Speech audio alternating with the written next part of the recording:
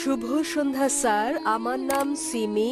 আমার প্রশ্ন, ইসলামে কেন নারীদেরকে তাদের স্বামীকে তালাক দেওয়ার অনুমতি দেয়া হয়নি? বোন প্রশ্ন করলেন যে কেন নারীদেরকে স্বামীকে তালাকের অনুমতি দেওয়া হয়নি।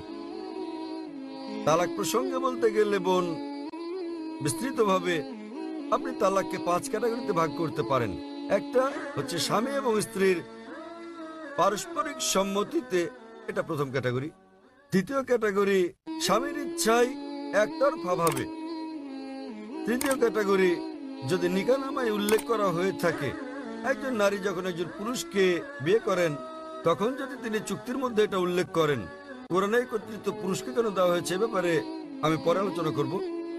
তবে নিকাহনামায় যেহেতু বিয়ে হচ্ছে একটা বৈবাহিক চুক্তি, একজন নারী যে কোনো শর্ত জুড়ে দিতে পারেন, এ ব্যাপারে নিষেধ নেই কোরআনে। এই শর্তও দিতে পারেন যে আমি চাই না আমার স্বামী দ্বিতীয় স্ত্রী গ্রহণ করুক, কেননা একজনের বেশি স্ত্রী গ্রহণ ইসলামে আবশ্যকীয় নয়। এতে রাজি থাকলে বিয়ে হবে, না হলে হবে না। মহিলা অন্য একজন পুরুষ অন্য একজন নারী খুঁজে নেবে। নারী এই শর্ত দিতে পারেন যে যতদিন আমি জীবিত আছি ততদিন তুমি দ্বিতীয় স্ত্রী গ্রহণ করো, আমি চাই না সেটা। কিন্তু আপনি কোরআন পরিপন্থী কোনো শর্ত দিতে পারবেন না। আপনি এমন শর্ত দিতে পারবেন না যে আমি চাই না তুমি নামাজ আদায় করো, কারণ নামাজ আদায় করাটা হচ্ছে অবশ্য কর্তব্য। আপনি এমন শর্ত দিতে পারেন না যে ঐচ্ছিক। অনুরূপভাবে নারী এমন শর্ত দিতে পারেন যে আমার একতরফা তালাক দেওয়ার এখতিয়ার থাকবে। একে বলে তালাকে তাবভিজ অথবা ইসমা। তৃতীয় ক্যাটাগরি। চতুর্থ ক্যাটাগরি হচ্ছে তিনি শর্তের মধ্যে উল্লেখ করেন নাই, কিন্তু এখন তিনি তালাক চান। এক্ষেত্রে তিনি স্বামীকে তালাকের জন্য অনুরোধ করতে পারেন, আমি তোমার সঙ্গে থাকতে চাই না। স্বামীর কাছে তালাকের অনুরোধ জানালে একে বলে খুলা।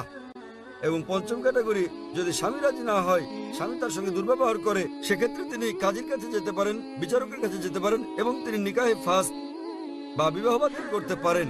স্বামী খারাপ ব্যবহার করলে, স্ত্রীর অধিকার না দিলে তিনি বিচারকের কাছে যেতে পারবেন, বিবাহ বাতিল করতে পারবেন। তাহলে একজন মহিলাও তালাক দিতে পারেন। তবে স্বাভাবিক পরিস্থিতিতে পুরুষদেরই এই ক্ষমতা দেওয়া হয়েছে। কেন? কারণ বিয়ের সময় যে ব্যক্তি ক্ষতিগ্রস্ত হয় তিনি পুরুষ, নারী নন। নারী লাভবান।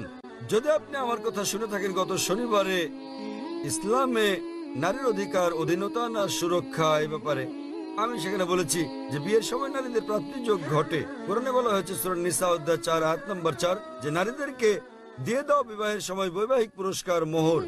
বিয়ের সময় স্বামী স্ত্রীকে দিয়ে থাকে নির্দিষ্ট পরিমাণ অর্থ মোহর। মোহর যে কোনো পরিমাণ হতে পারে। তাহলে ভাবুন, নারীর বিয়ের আগে এটা পুরুষের কর্তব্য, অর্থাৎ পিতা এবং ভাইয়ের কর্তব্য। বিয়ের পর এই দায়িত্ব তার স্বামীর, আর ছেলের তার অন্ন, বস্ত্র, বাসস্থান সহ সব আর্থিক বিষয়গুলো দেখা। যদি তালাক হয়ে যায় তাহলে তার দেখাশোনার দায়িত্ব হচ্ছে পিতামাতার। পিতামাতা না থাকলে সমাজের দায়িত্ব তার দেখাশোনা করা।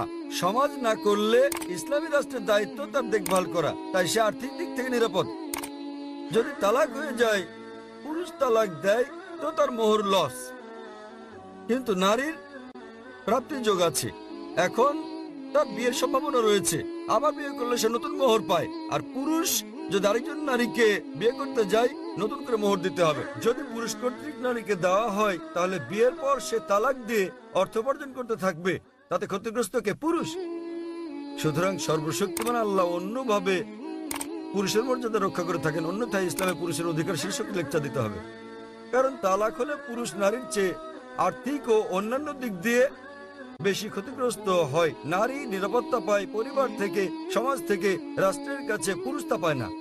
তাই এইসব কারণে আল্লাহ সর্বশক্তিমান ঈশ্বর পুরুষকে নিরাপত্তা দিয়েছেন। তথাপিও নারী চাইলে বৈবাহিক চুক্তিতে উল্লেখ করলে সে নিজেও তালাক দিতে পারবে, অথবা সে তালাক দেওয়ার জন্য স্বামীকে অনুরোধ করতে পারে, যাকে বলে খুলা। অথবা স্বামী খারাপ ব্যবহার করলে বিচারকের কাছে যেতে পারে এবং বিবাহ বাতিল করে দিতে পারে, যাকে বলে নিকাহে ফাস। আশা করি উত্তরটা পেয়েছি। জি, আপনাকে ধন্যবাদ।